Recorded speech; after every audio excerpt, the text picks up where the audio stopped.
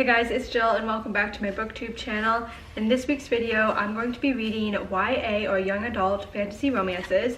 I have 3 of the books that I want to read for this video that I just got off of my TBR shelf. The first one that I have is The Darkening by Sunya Mara. The second one that I have is Air by Hier. And then lastly here I have Curious Tides by Pascal LaSalle. This reading vlog is going to be spoiler free, and I think I'm going to start with Air by Hier because I've heard pretty good things about it online and I just feel like I'm going to really love this. I'm going to get it started now and I'll talk to you guys soon with my first impressions.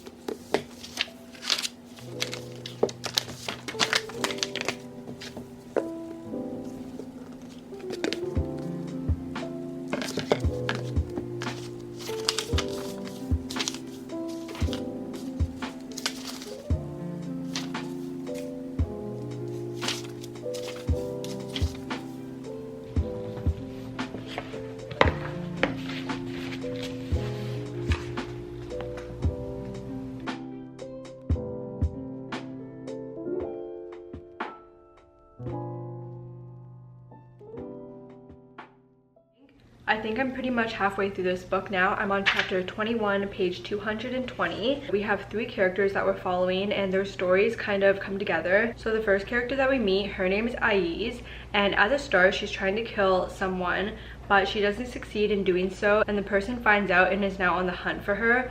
She runs away and is trying to escape. She gets caught and thrown into a prison, which there she finds out about this story about a spirit, and she needs to confirm with someone else though about the exact details of this story though, because she wants to help free the spirit. And then the next character we have is Quill. This is the prince of the marshals, and he discovers that there are a bunch of murders going on in the kingdom and wants to go and find out what exactly is happening and who is the murderer. And then lastly we have Saoirse, and she is estranged from her family. She's quite poor and someone comes to her asking if she can help them, and she agrees to this because she's like, you know, I don't really have anything to lose, so why not? She has magic. Her magic abilities are what they call a tracker, so she can kind of manipulate the earth, wind, and water. I won't say exactly what characters this is happening with, but there is a popular romance trope that is happening between 2 of them, and I'm really excited to read on with how that whole thing plays out. Basically right now though, all the characters are kind of on an adventure, a little bit together but also apart. There's some family drama, and there's also lots of people from different kingdoms interacting, which is bringing about a little bit of conflict, of course. I feel like I'm not as invested in Maëlys' story, but Saoirse and Quill's journeys have been much more interesting to me thus far, and I'm really liking Saoirse so far. I feel like she's really strong and able to take charge of situations, and I'm going to have lots of time tonight to continue with this book, so I'm hoping to get 3/4 at least of the way through this on my audiobook, because I have been following along with the audiobook and physically reading. It says I have 9 hours and 44 minutes left, but I don't think I have that time left for March to finish it on audiobook, so which is fine though because I have the physical copy, of course. But yeah, I'm going to continue for now. But so far so good with this one. I'm really enjoying it. It's the next day and I just finished Air, and this book was really good. I'm giving it 4 stars. There was a few times where I had to kind of write down the characters and figure out exactly what was happening in the plot and kind of the timelines and stuff. But once I figured it out, it is so intricate and just very interesting and elaborate. At one point I thought one of the characters' memories were being taken away. I ended up being wrong, but this definitely had me on my toes to figure out what exactly is happening. There was so much betrayal, and when you find out who the bad guy is, it is very well, I found it shocking at least. And just with the antagonists, how power hungry they are and how they really will stop at nothing to gain this power. There's also this precious substance that I guess the antagonist wants because it is kind of like alive. I don't exactly know how, but this substance has certain abilities that will definitely be beneficial to the antagonist, which I'm sure they will use on everyone if they're able to get a hold of it. The ending had some really good fighting scenes. There's also a huge cliffhanger So I'm really excited for the next book to come out. I don't know when it is coming out. I tried to Google it, but I don't know, Google didn't have like an exact answer for me. I thought this had pretty good pacing. I was listening to the audiobook at the same time as reading along physically, which it wasn't because I was bored. I just felt like it helped me get through it because this is decently long. In terms of the romance, I thought it was going to be going one way, and then it kind of did a little switch. I really liked the connection and relationship that the characters ended up building together. I didn't feel like they really honed in on the specific romance trope that I mentioned earlier, but I didn't think it was done badly at all either. And at the end, you could really tell how loyal the MMC was to this character. And with the events that occurred at the end of this, I'm really looking forward to see how the relationship continues into the second book. So overall, I was quite impressed with Air, and I'm really looking forward to reading other books by that author. I think next I'll read The Darkening. This one is a little bit shorter than the other two, and since that last one was a little bit longer, I thought I would try to pick this one up because I think, just predicting, it looks like maybe just under 400 pages, and I'll give you guys an update really soon.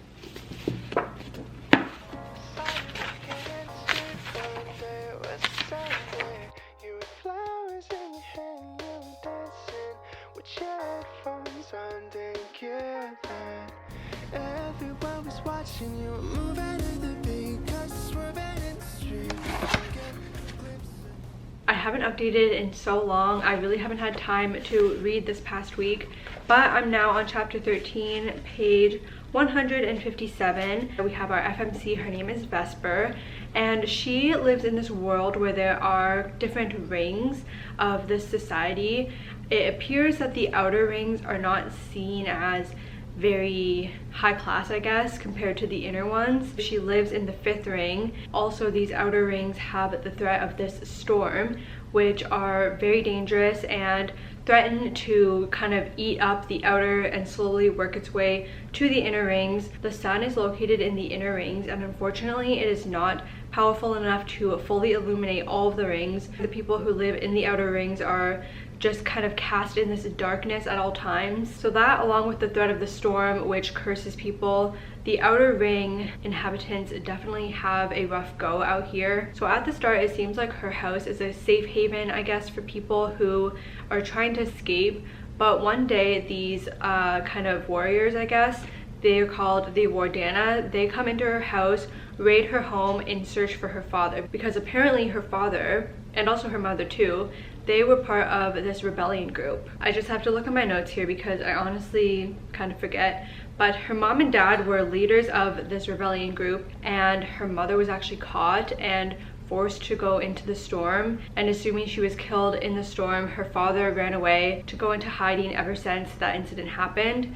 Up until this point though, when the Wardanas raid the house, all the lies that have accumulated over the past decade plus have kind of caught up to her father, and he's unfortunately taken. She wants to, of course, go and save him, and she really has to go out of her shell to do this because now she is in this kingdom with her enemies, and she's kind of trying to figure out exactly what they know about the rebellion. There is magic in this society. They call it icons, and I'm a little bit unsure. At first I thought it was spells, but it's also items too that they use to create this magic, but I haven't quite figured out exactly how it works yet. So like I said, she's kind of snuck herself into the kingdom and is trying to be part of the soldier sorcerer group that the prince has. And at the same time, there is a love interest. I don't really see there being like a huge connection thus far. Honestly, for the past few chapters, I feel like there's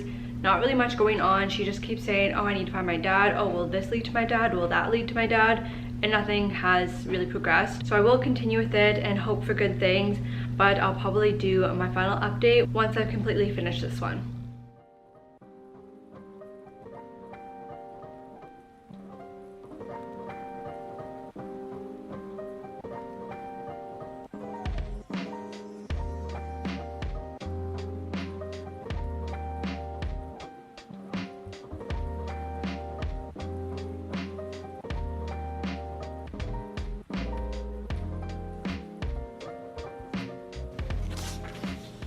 It's been so long since I last updated, but I finally finished The Darkening Honestly, this took me, I feel like, over a month to complete, and there were many moments that I considered DNFing it, but I did finally make it through today. I read like the last half of it this morning, and I was honestly disappointed with this. I am giving it 3 stars though, so it was okay. I did think the ending made up for just how slow the middle section was.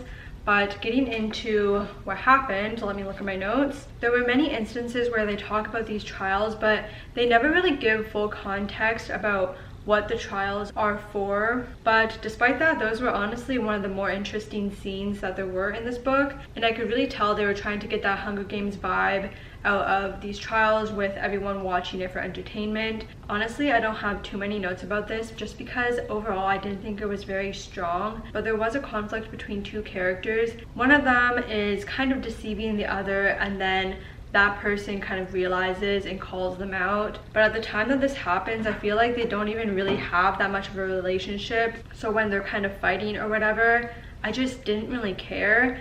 And also, this was supposed to be kind of an enemies to lovers situation, which it kind of was, but I just felt like the characters didn't really know each other well enough to even become lovers.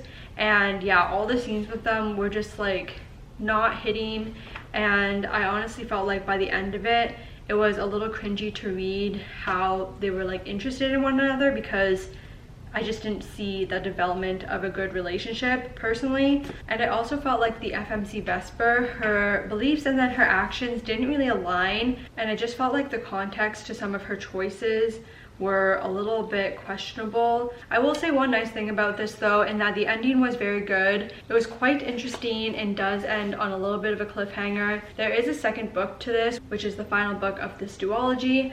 I don't think I'm going to be picking it up anytime soon. I'm just not invested enough in this story to figure out what happens in the end of it. But for this video, I do have my last book to read, Curious Tides, and I'm going to start this. I wanted to finish this in 2 days, like today and tomorrow. So I think I'm going to go to the gym actually, but then when I come back, I'll start this. And I have a good amount of time this afternoon and tonight to get into this. So hopefully I can get like halfway through. But yeah, I will give you guys an update with this one very, very soon.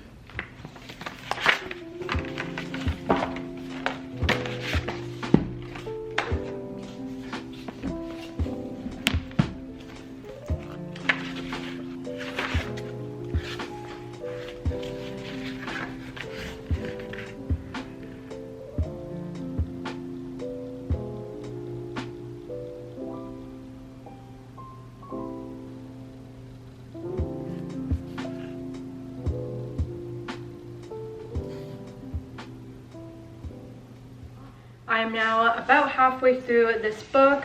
Where's the page here? 267. I guess 66 technically. But honestly, this book, I'm finding it to be a little bit boring, and it's quite a long book, so it's not even like I can just fly through this and get it over with. But in this book, we have our FMC. Her name is Emery, and there's an incident where there are 8 students at this magical school that end up getting killed kind of mysteriously, and it turns out that Emery was actually there when this happened, but she is the lone survivor. One of the students that it does kill, however, is Emery's best friend. Her name is Romy. Throughout the years though, she always felt like she was kind of living in the shadows of Romy. Romy was more popular, whereas she was more reserved and quiet. Romy was like that life of the party type girl, so I don't know if there's a little bit of animosity between the two or what, but it does seem a little bit fishy, right? But even though it does seem like she may be a little bit suspicious with this whole case, she feels quite guilty about what has happened, especially because Romy's brother, his name is Basil or Baz, he is really annoyed with Emery because Emery didn't show up to Romy's funeral. This school that they attend, both Emery, Basil, and then Romy used to attend, it is a school of moon magic, and this part I do really like. It's quite interesting. We're talking about the different lunar cycles, waxing, waning, and within this school there's different types of magic as well. It turns out that Emery is told she has this special type of magic which has not really been seen for a very long time. Also, it is discovered that Romy has a special or interesting kind of magic where she can go to other people's dreams, which I don't know exactly the implications of that, but apparently it is quite dangerous. Baz also has a special kind of magic.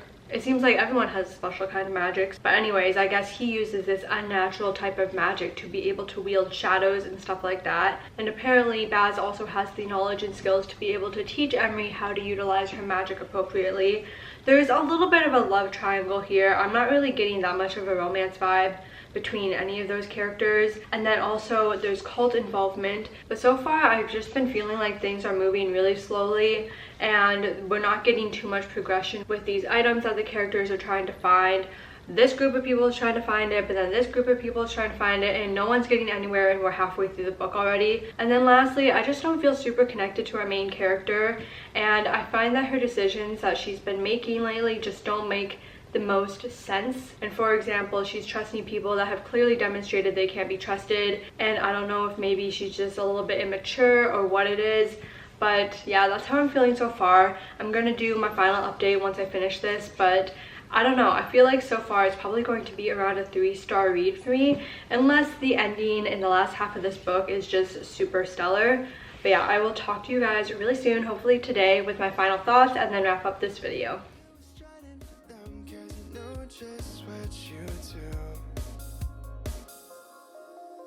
So if I never touch you, baby, you should know I'm going crazy. I can't help myself anymore. Cause I've been looking for the one and I would think I found your love. Cause things have never been this good before. Cause you're dancing in the corner, you're dancing how you wanna, and I can't help but smile. Okay guys, I finally finished Curious Tides. I forgot the name of it for a second. This overall was quite disappointing. Unfortunately, I'm giving it 2.5 stars. I just did not care about the characters. I felt like everything was moving very slowly and there was no action or anything for me to really grasp onto that I was interested in. Other than the moon stuff. The moon stuff was cool, but unfortunately not cool enough for me to really be too excited about reading this and continuing with this. I was considering to DNF this, but then I was like, okay, I just need to power through it. I honestly was skimming like the last quarter of it because it was just like dragging on, and the reveal that happened, I was not surprised one bit. I could see it coming from a mile away, and I found most of the conflict between the characters to be quite melodramatic. In the one character's POV, he was thinking like, oh, this is the only person that will ever understand me, and I was kind of reading that and thinking, I don't even feel like you guys have spent that much time together. So things like that just weren't very believable because I didn't see it demonstrated with the character's actions. I gave it 2.5 stars because I didn't think it was like the worst thing ever, and I was able to get through it eventually. I just think it is weak, I guess, overall, which I feel bad saying. Another thing that I found a little bit odd was that these kids are attending a magic school, but you never see them in class really. There was one time that they were interacting with the headmistress, but like, it's just, what's the school setting for? Like, so yeah, I'm not going to harp on this too much, but this was quite disappointing. I think I've been filming this video for well over a month at this point, so I'm going to go over the other books that I read in here. So I read Air, and this one was great. I gave it 4 stars and I would highly recommend it. I'm looking forward to continuing to read other books by this author. And then the next book that I read was The Darkening. This one was okay. I gave it 3 stars, and I do think I would recommend this one still. Generally for 3 stars, I think there's some that I would recommend, some that I'm like, maybe I would recommend. It's not very cut and dry in terms of my ratings. It's kind of confusing. I don't even fully understand it all the time.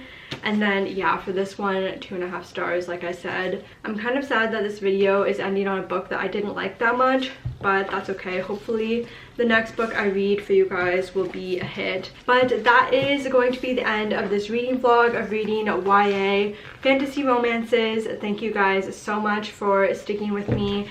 I know I haven't posted in a while. I've been really busy with work and just things have been going on that I just haven't had too much time to be reading, honestly. But I do plan to be posting regularly again. But if you guys have read any of these books, please let me know your thoughts on them in a comment down below.